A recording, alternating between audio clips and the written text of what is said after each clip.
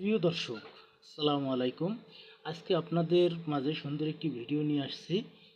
আপনারা যারা জমি মাপা শিখতে চান খুব সহজে, তাদের জন্য এই ভিডিওটি।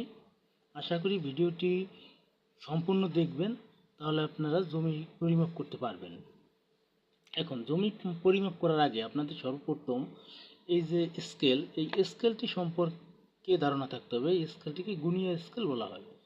এখন এই স্কেলটা দেখেন, এই পাশটা আছে, এই পাশটা যে একটু বড় বড় দাগ দেখা যায়, বড় বড় ঘর আছে পাশটা।